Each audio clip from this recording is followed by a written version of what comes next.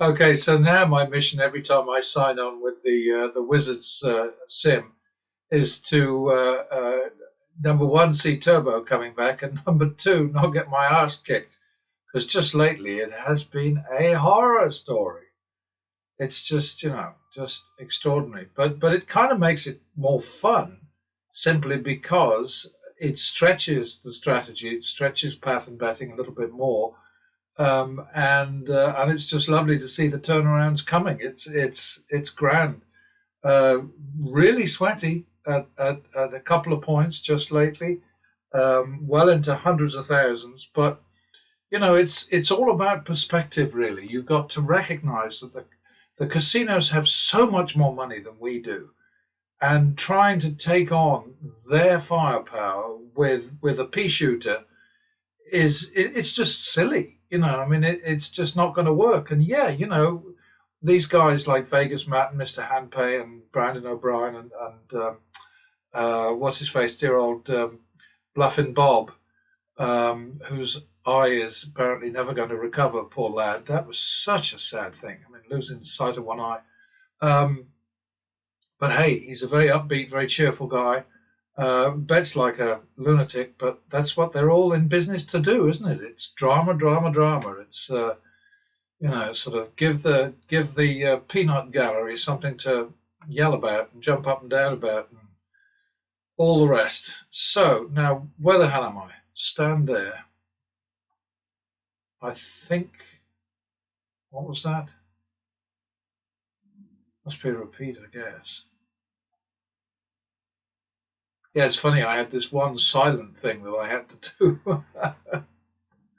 because something went wrong with the microphone on this thing, and it was actually quite refreshing. Sort of doing the edit on it. It was quite refreshing. So I'm thinking, well, he's not talking so much, is he? Back to the men. I mean, I'd like to think that the chatter is of value to people sort of visiting, certainly for the first time. I would hope, but hey, what do I know? This is looking ominous. That's a double. You just got to bust. That's all you got to do. Well, you fucked it up, didn't you? Damn it. Okay, so that was. It's like 3-4, maybe.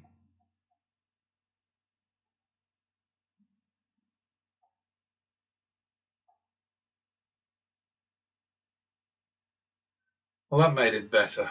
347, 700 to protect 250. So that's a deal. And this is part of the thing. I mean, sometimes I get feedback, kind of saying, your method is reckless. You don't protect the bankroll and all the rest of it. And I must admit, if there's one phrase in this context that really gets my goat, it's protect the bankroll. The bankroll is there to protect you. So once in a while, you've got to face the fact that once in a while, you're going to have to pick up the damn thing and use it whole to whack the game over the head and to sort of just basically save yourself from the damage done by negative expectation. I mean, every poker player in the world understands the concept of all in. I mean, if you really believe in what you're doing, if you believe in the hand you're holding, and I know that's not an exactly fair analogy because at least when a poker player does that, he knows what his hand is, whereas we don't. So, that is certainly fair comment that, it's not right to compare playing one of these games against playing at a poker table and knowing that you've got a really good hand. But in a sense, it works because I know that the numbers, the patterns, the ebb and the flow, the yin and the yang, the ping and the pong, and all that sort of stuff will come back to normal. I just don't know when. So, it's sometimes a bit sort of whatever. Um,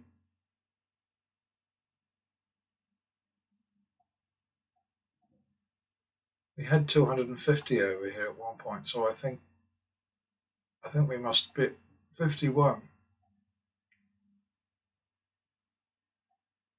2-3.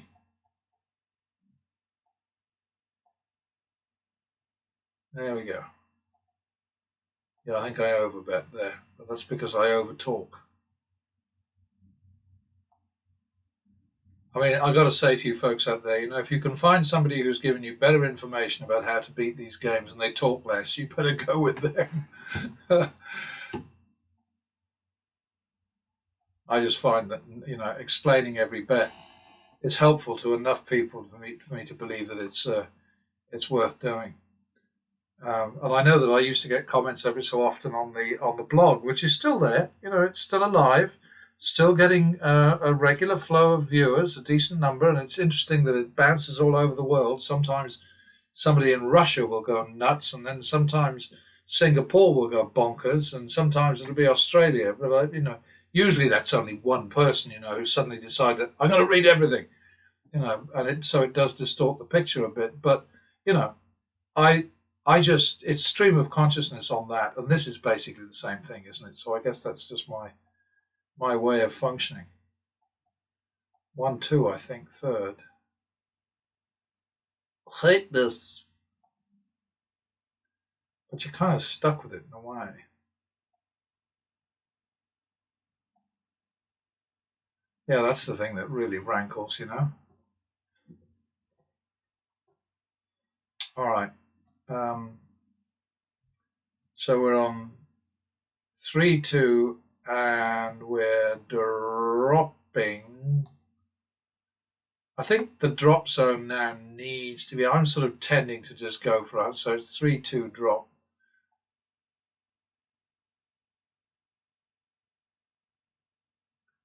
3-2 it is.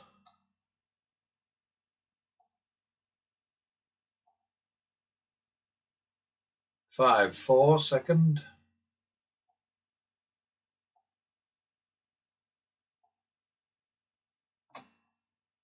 9-10. Whoa. Oh, that's a double. What a terrible double. Look at that, 21 up there. 9-10. So we're on 3-2. So the drop needs to be 5.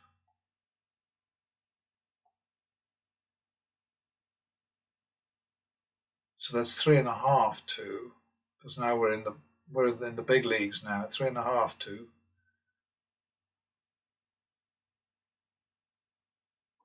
So 3-2 it is. Oh, bloody hell, look at that. 5-4. Second.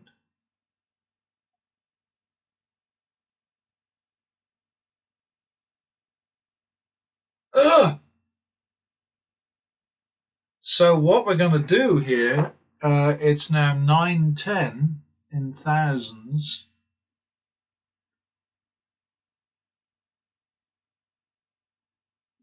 And we've got, this is just every time now, it seems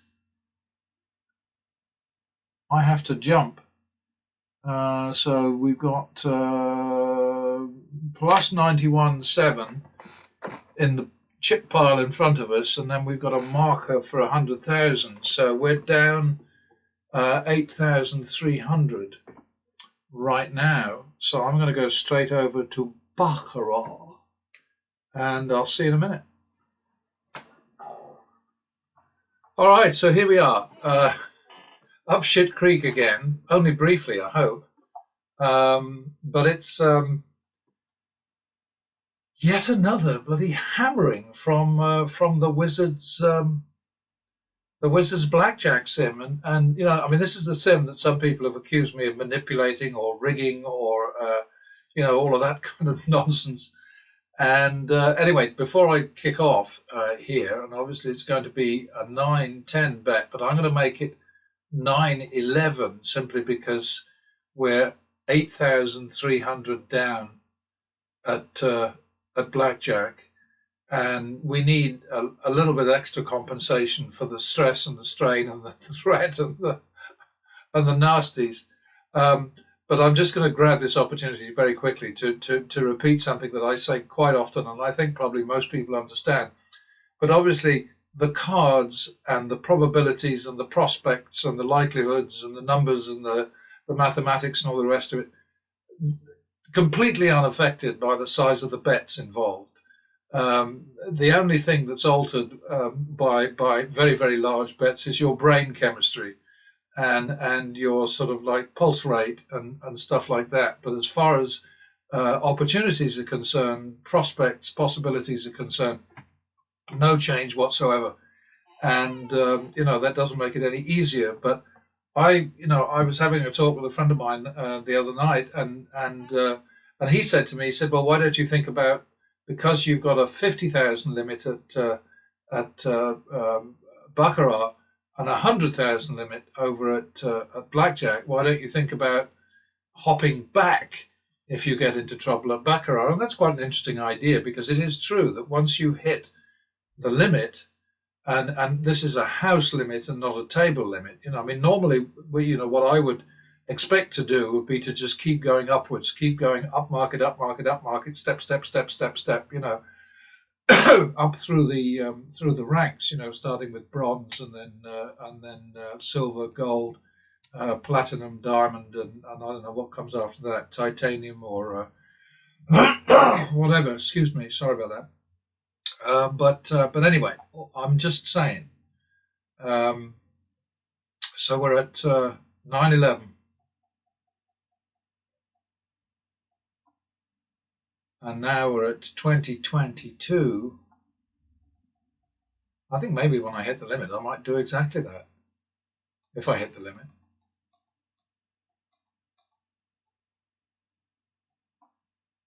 Bloody hell!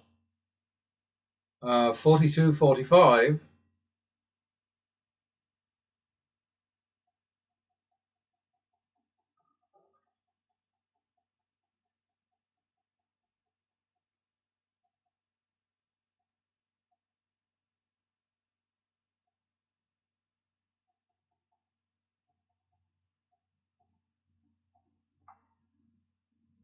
Well, there we go. Reward for patience and belief. But yeah, you just have to keep in mind that every single bet has a negative expectation. It might vary a tiny little bit in term, numerically or whatever, because of card composition, or I don't know. I'm not even sure that has any effect on any of this. I mean, it's not research worth doing, simply because all that matters is patterns. All that matters is the ebb and the flow, the tide, the whatever, the give and take, and so on. And so you just have to keep plugging away. But every single bet has a negative expectation, and let's say that it's minus 1.3%, which is the assumed or stated or expected negative expectation for baccarat, whether you're betting banker or player. And so that means that that your chances of winning are sort of like 0.65 of a percentage point less than even. So you're most likely to lose. You're more likely to lose than to win. But then when you start looking at patterns, you get to see the bigger picture, not the giant picture, but the bigger picture. And this is why, most of the models that I create have a bar chart which shows, the sort of the steps up, the green steps up and the red steps down to hell. So anyway, what are we looking at here? We owe 8,300 from blackjack, and we're now 12,000 ahead on this shoe. So we haven't made a ton, 3,300, and we had a big bet out there. It was whatever that was. It wasn't 100,000, but it was getting up there. And yes, you can look at this and you can say, yeah, but that's a terrible percentage return. Forget that sort of analysis. What we're concerned about is constantly retrieving our winnings, because we went in the red there, and what we want to do is we want to get out of the hole and then end of that battle, end of that skirmish, end of that bit of nasty, back to normality.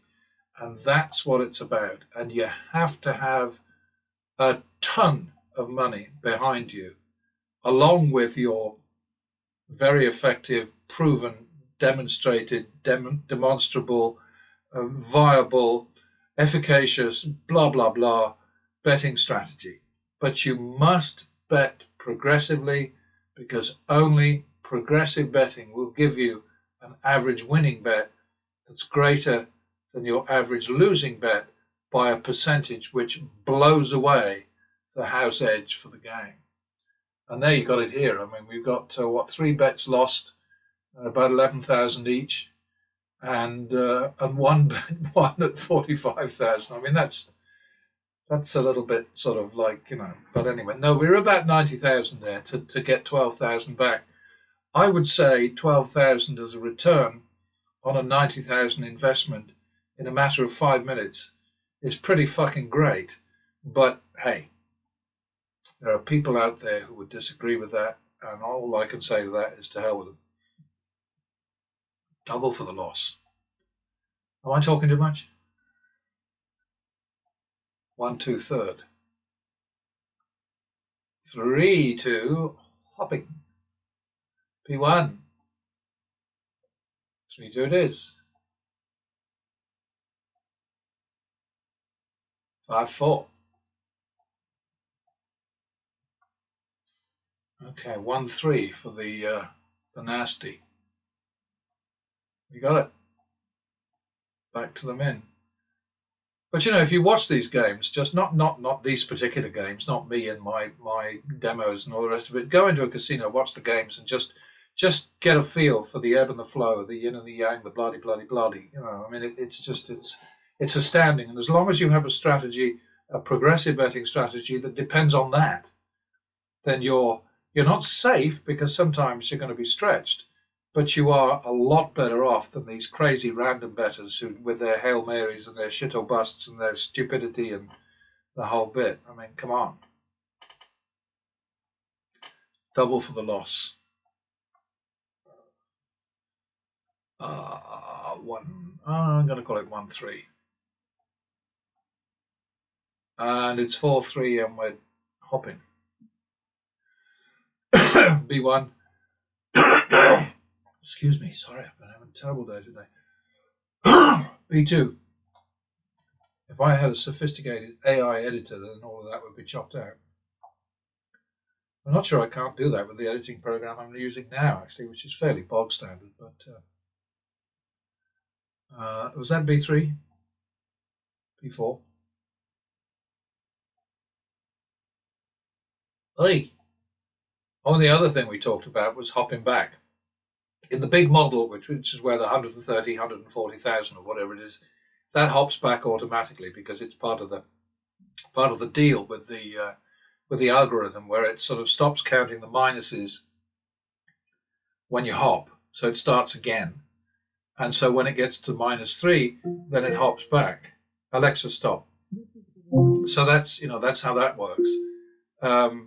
And Mo said to me, well, why aren't you doing that in real play? And I'm saying it's largely because I can't cope with it. But I'm winning anyway, so what's wrong with what I'm doing? Leave me alone.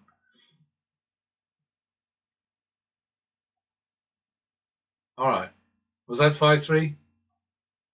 I think I'm going to call it 5-6, because that was a long wait.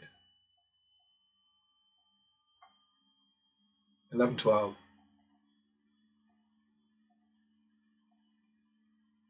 All right.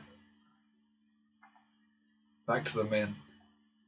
And things like that, like I just did there, where I hopped over one step in the ladder. That's up to you. Something I prefer to do. And I think a few little sort of wrinkles like that are helpful, because it confuses the enemy. Maybe. I don't know.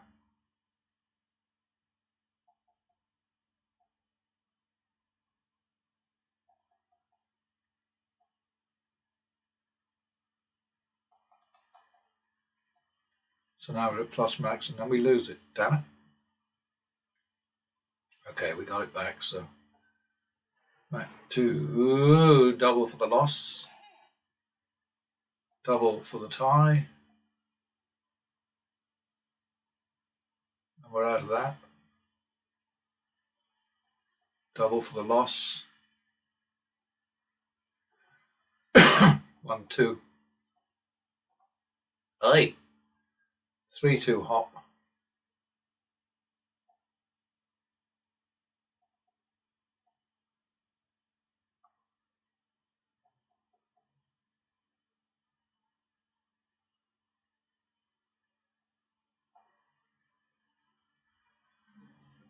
One, 3 is the turnaround bet.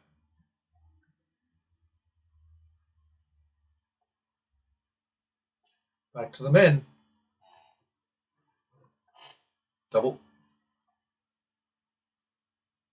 Repeat. Any more? Double for the loss. 1, 2.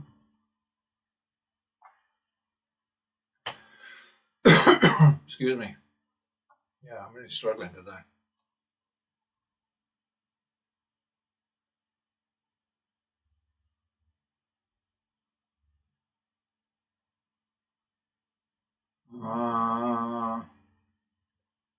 Oh, come on, get with the program, man. 3, 4. 1, 2. 3, 4 again, second. Okay, out of that. It's so uncomplicated, this, I think this is one of the reasons that people are suspicious of it. I mean, it's just not tricky enough, Double for the loss. 1, 2, third. 3, 2, another bloody hop. 3, 2 it is. 5, 4. 9, 11.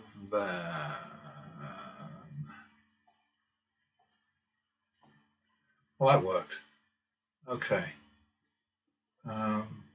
Back to the min on the banker.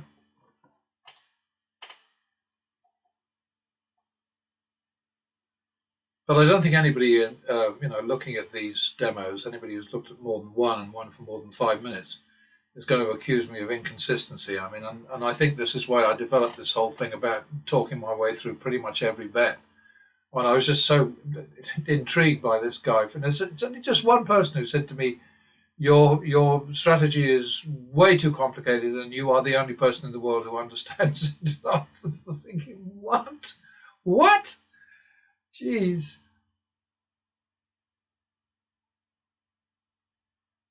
All right, we're on 3 now. 1, 2, 3. I mean, could it be any easier? As Chandler Bing would say, could it be any easier? I was sad about that guy. I met his dad years ago on location on Falcon Crest, which was a lovely CBS series that ran for quite a number of years. And we were on location in the Napa Valley. Oh, what was his name? John Bennett Perry. Good, nice guy. Spent sort of a couple of hours getting gently drunk with him in a pub. And then there was another guy, a producer on the show, whose name was also John Perry. And that guy was like a little rabbit. He went after every woman he saw. Like, not that rabbits pant, but you know what I mean. It was just something else. It was, oh dear. All right, so we got to try that one again. We got it. So this time we'll bet 50 because we lost a bit of commission there.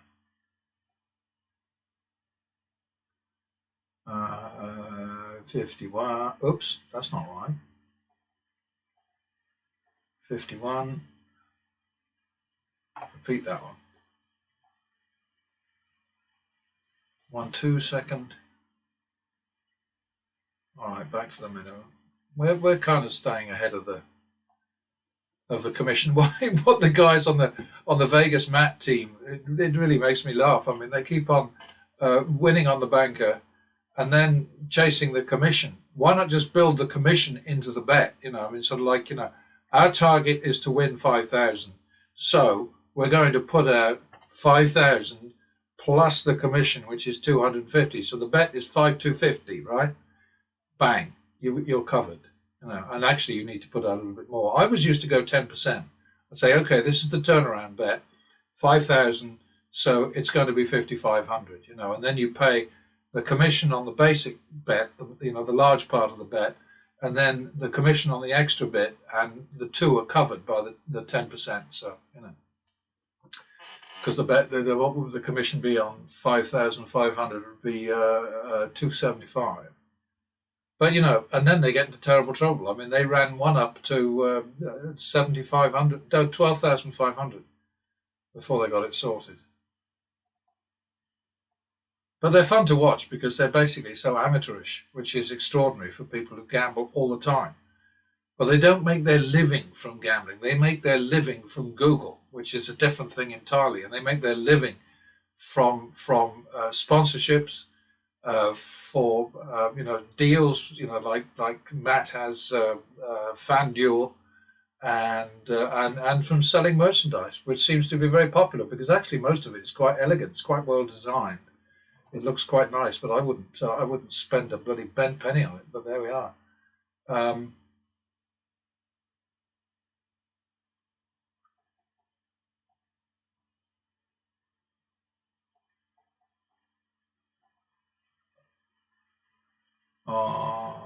That looks like a repeat. Covered that. So back to the men. Well, there we are. Okay, so the total on this is about 25 minutes. Let's go and have a look at it. It's going to be pretty funny, I think.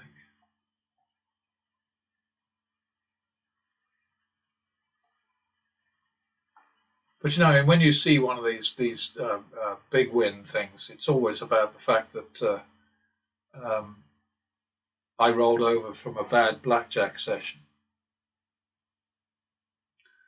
All right, so we had 29 wins and 30 losses, 42 bankers and 29 players, 30 into 51 and 30 into 37.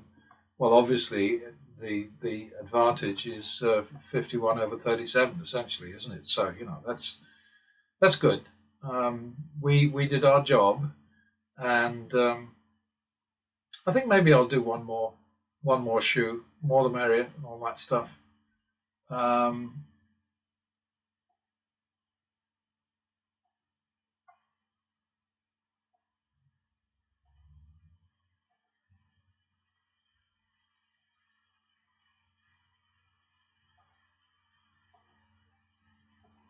But all I'm doing is just putting information out there. I'm not selling anything. I'm not twisting anybody's arm. I'm not looking to do anything other than get information out.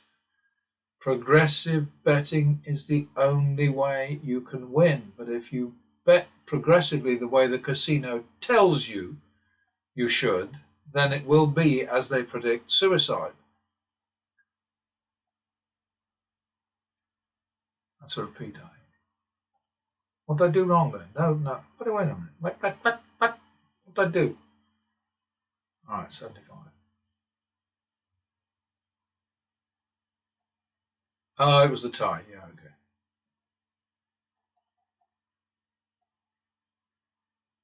That's not good. That's going to have to be a 2-3, I think.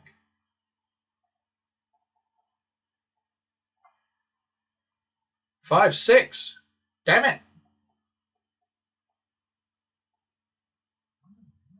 Boy, 11-6, and we're hopping.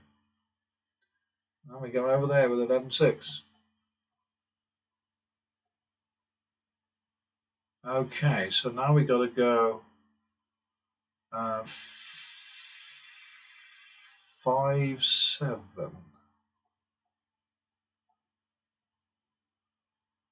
All right, that's good.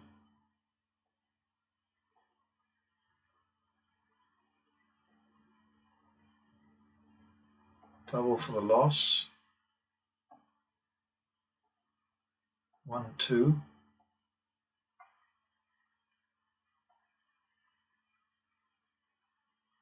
Ah, 3, 2, hopping. 3, 1. Damn it. 3, 2. 1, 2. Minimum. Yeah, Mo was telling me about, I mentioned it in another video actually, but Mo was telling me about this guy who just bets streaks. So, he waits. He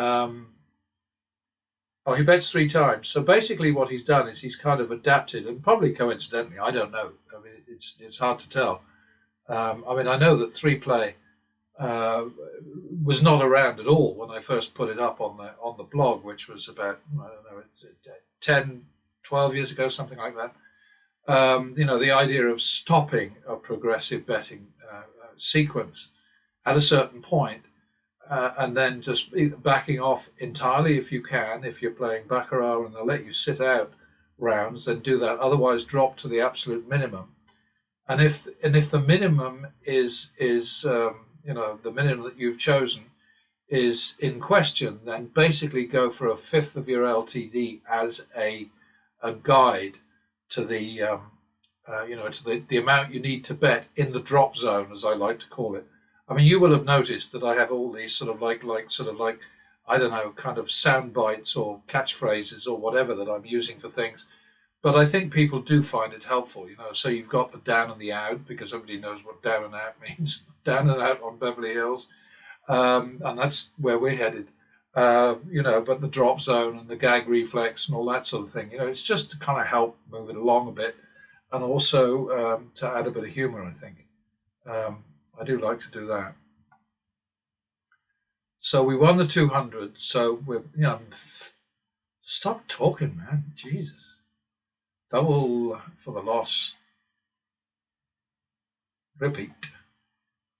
Yeah, this guy apparently he will double 3 times and then stop, and then as soon as he sees a win, no, I think as soon as he sees 2 wins, then he assumes that a streak is about to begin. But of course, you can't assume anything. But then he's no different than me. I mean, there's nothing wrong with what he's doing. But it's like I said to Mo. I said, it sounds interesting, but I've got enough on my plate with this, with pattern betting. So there's no incentive, no reason for me to chase after what I suspect is a modification of what I've been talking about for all these years. But I can't prove that, and in any case, I don't care, because my mission is quite simply to help as many people as possible kick the shit out of the casinos, because the casinos are way too greedy, way too ahead of us in terms of negative expectation, and they keep tightening the screws, coming up with these new variations on games which have always taken care of them, the games that built Las Vegas, the games that keep them going. And, they just keep, it's take with those people. And I just think I've got to do what little I can to make it just a bit harder for them to screw us, because that's what they're about. And, I watch these people like Vegas Matt and Dana White and all the rest of it, sort of extolling the virtues of Las Vegas and the wonderful casinos and the great time you have. And I would thinking, for God's sake, guys, go out there, walk the streets, see the people who are sort of slumped on the sidewalk, wrapped in a blanket if they're lucky. They're the people who the casinos trample all over. And nobody's holding a gun to the idiots' heads, that's absolutely true. But the same applies to the illegal drugs trade. Nobody's holding a gun to anybody's head to buy guns. Nobody's holding a gun to buy guns, to buy drugs. Nobody's holding a gun to anybody's head to make them overdose. But what they're doing is exploiting human weakness, human greed, human hope. That's the other thing that they're exploiting. And that's just So damn cynical, it's sickening. I really should cut out my rants, but to hell with it. It's my channel, I'll do what I want. That's 1-2.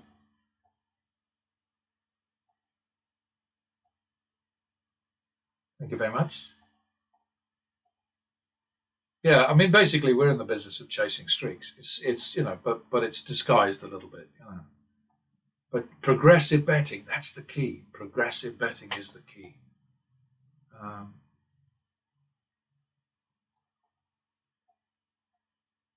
think there must have been something in my drink this morning. Seemed to be more loquacious, more voluble. Verbal diarrhea, it's called, I think. Tut, where am I? 51. That's a repeat. Minimum.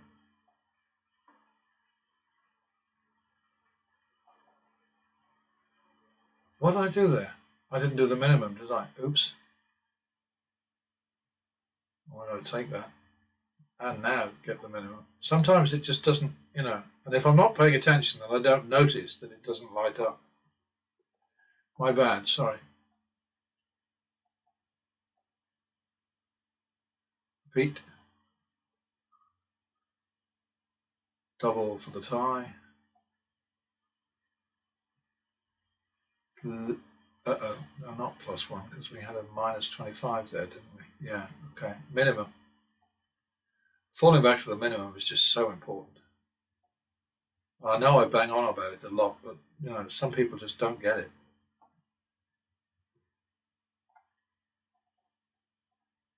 Double for the tie, that was. And again, back to the minimum. +1.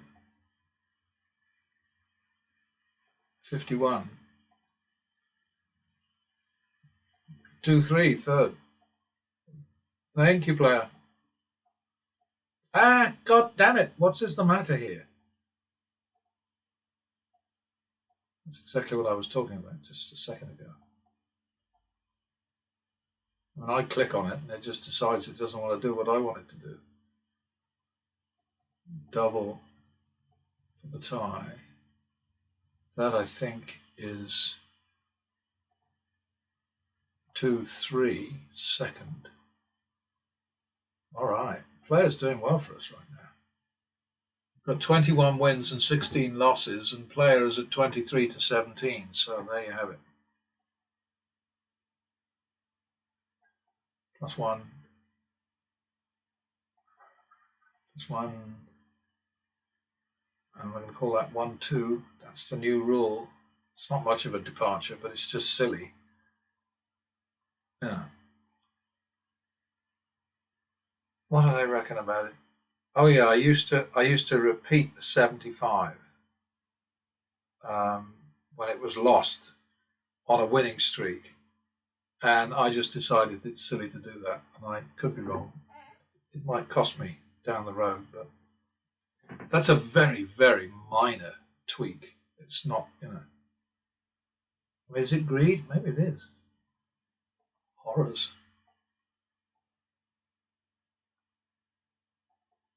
Double for the loss. Double for the tie. 2-3, third. 5-3 to the banker. 1-2-3. Oh, now it goes to 5-6. Ouch!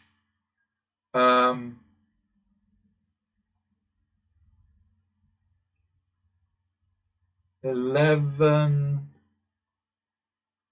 15, I think. All right. 2.5, 3. I ain't getting up there. 2.5, 3. Did I overstretch back there? Maybe not. Okay, so we're at 25 wins, 22 losses. We're back to the min on the bank. But it's funny, when you watch these professional gamblers, and they have a win, and they sort of jump up and down, and they go, "Let's go!"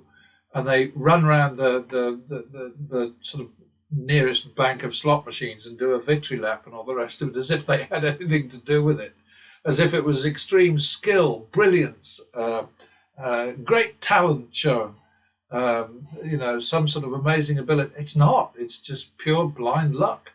I think that we're a lot better off with pattern betting, where it isn't blind luck, it's patience, it's confidence, it's discipline, it's just basically belief, and also bankroll, bankroll, bankroll. Let us not forget the importance of the bankroll. That was just a mere 25. What? I'm in a bit of a bind right now because it's a bright and sunny day in England today, which is very rare. And even with the blind closed, it's a white blind, so I can't see a damn thing. All right. +1. Because these are all dark, over on the right-hand side there. They're all basically dark. I mean, where it says player, banker, and the values. The white letters are no use to me at all. What was that?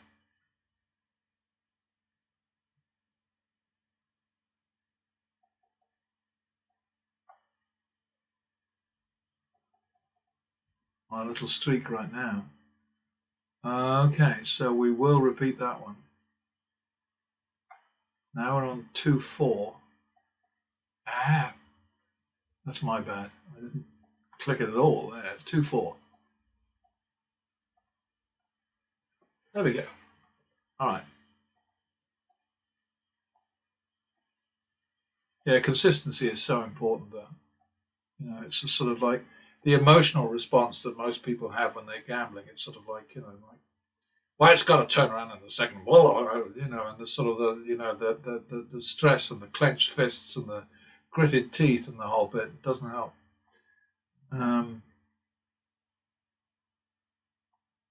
So we're on 1-2 on the bank right now. Okay, 3-2 coming over the player. B1. 3-2 it is. 5-4. 1-2. Oh, all right. Well, I'm not going to chase the 1-2 because I've had enough. This is now 33 minutes of baccarat, which is a lot for me. It's a lot for you too. So let's just check it out and see where we got. I mean, we've made 16,600 near enough, and we owe 8,300 over at blackjack. So we've made about 8,300, 8,200, something like that. I don't think that's too bad for about 40 minutes. Well, you decide. That's what I always say. It's up to you. I'm just the messenger. All right, 30 into 7,500 and 28 into 5,100. So again, it's obvious that we've succeeded in our mission to win more when we win than we lose when we lose. And if you don't achieve that, especially in situations where you lose more bets than you win. I mean, look at this. We only won 2 more bets than we lost, but we made, 2,400. So 2 bets ahead. That's all. And your random better, your Vegas Matt, your Mr. Handpay, your Bobby Rivas, your Brandon O'Brien, your Dana White, they're all incredibly famous already, so they don't need me to mention their names. But, they're random betters, and so being only 2 wins ahead of the dealer would not do them much good, unless, of course, they were sort of Dana White style, $1 million bets, where, sort of like you lose all the $10,000 bets and then you make $2 million bets and you win both of those. That's the only way that he could possibly win over $1 million a night for 23 nights in a row, beneath what's it called? A flotilla. No, that flotilla is floating. Armada, same thing. Oh, what the hell is it called? A fly past of winged pigs. But there we go. Squadron, that was the word I was looking for. Squadron. A squadron of porkies. Oinkers. All right, so we did all right, and I'll catch you later.